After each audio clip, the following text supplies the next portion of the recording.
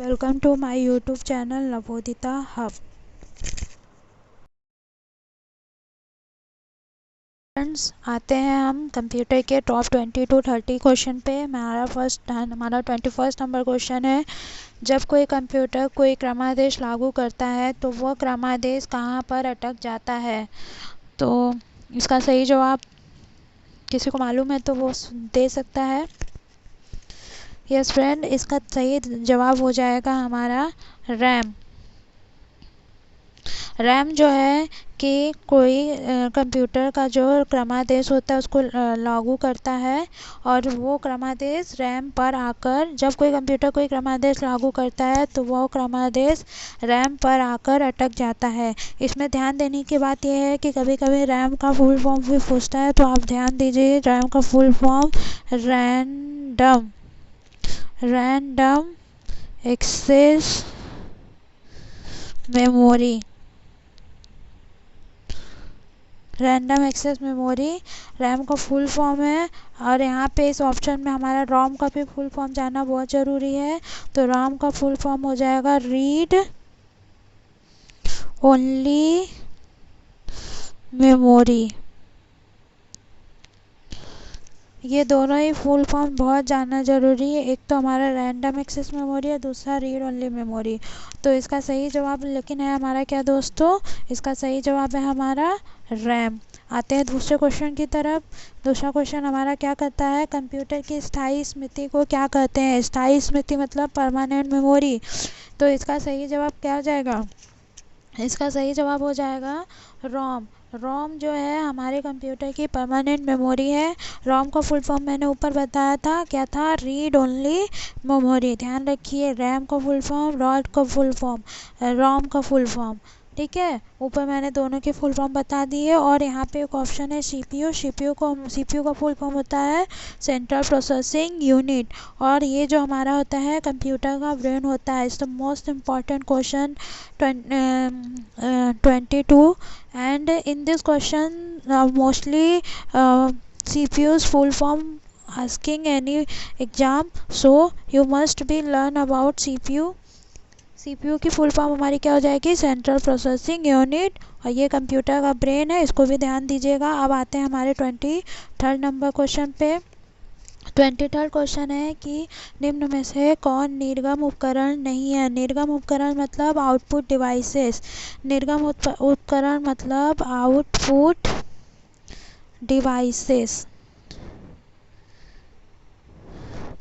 तो इसमें inkjet, plotter और स्पीकर, ये सब आउटपुट डिवाइस है। इसमें पूछा है कि निम्न में से कौन सा निर्गम उपकरण नहीं है, तो वो हमारा हो जाएगा प्रकाशित लक्षण अभिज्ञाता। ये हमारा क्या हो जाएगा, लेजर लाइट होता है ना, वही ऑप्शन होता है।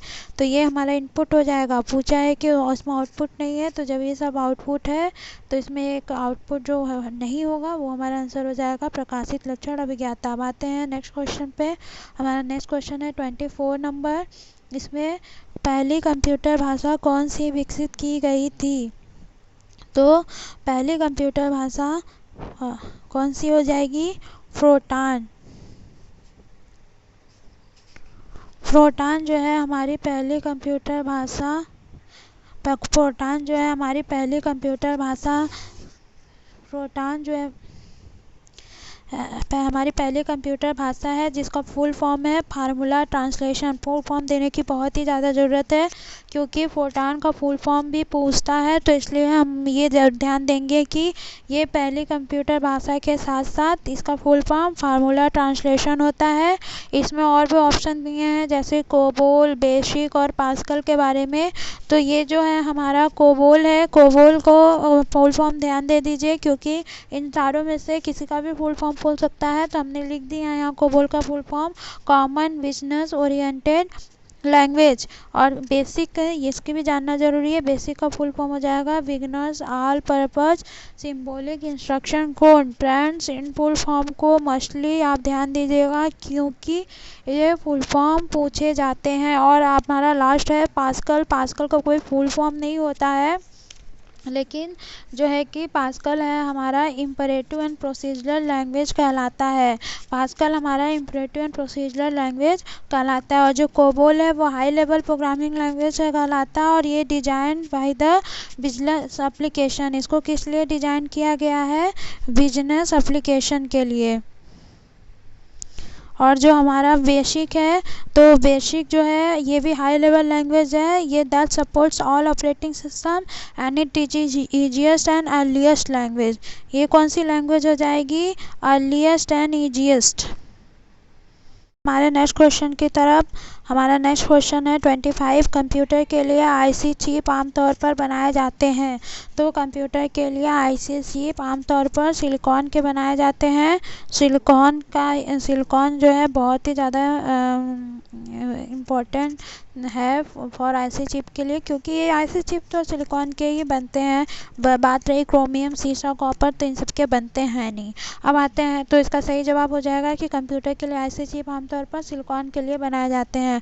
अब आते हैं क्वेश्चन नंबर 26 पे। तो क्वेश्चन नंबर 26 हमारे क्या पूछ रहा है कि निम्न में से कौन सा सीआरटी का हिस्सा नहीं है? तो सीआरटी का हिस्सा नहीं है, तो इसमें हमारा सही जवाब हो जाएगा गैस प्लाज्मा।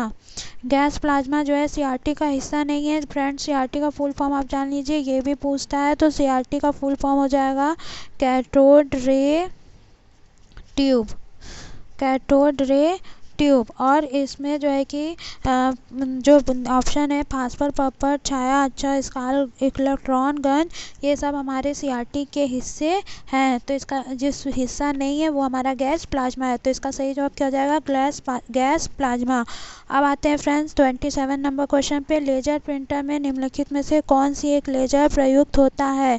तो लेजर प्रिंटर में कौन सा लेजर प्रयुक्त होता है? तो हमारा हो जाएगा अर्धचालक लेजर। अर्धचालक लेजर हमारे लेजर प्रिंटिंग में प्रयुक्त होता है।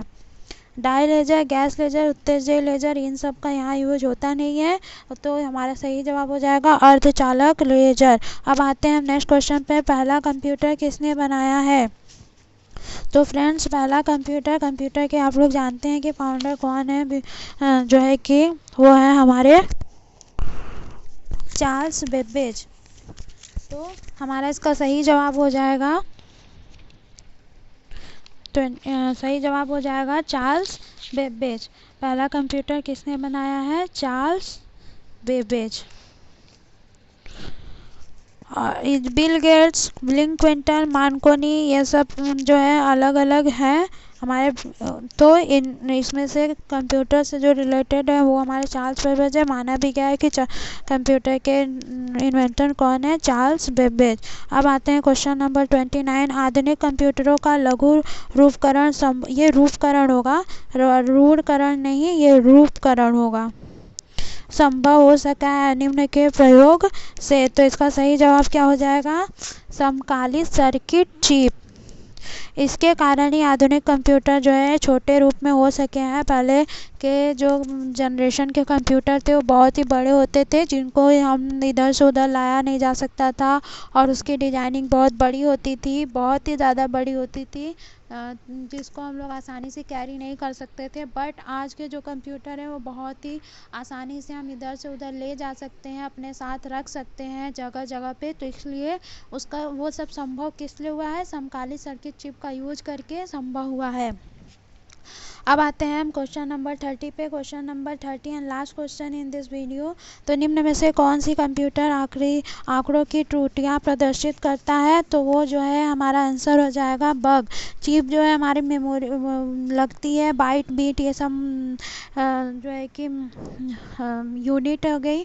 और बग जो है वो हमारे एरर्स को शो करता है। तो फ्रेंड्स, आज का आपको क्वेश्चन कैसा लगा आप कमेंट्स में ज़रूर बताइए। और अगर आपको वीडियो पसंद आई तो लाइक एंड सब्सक्राइब करिए। Thank you friends.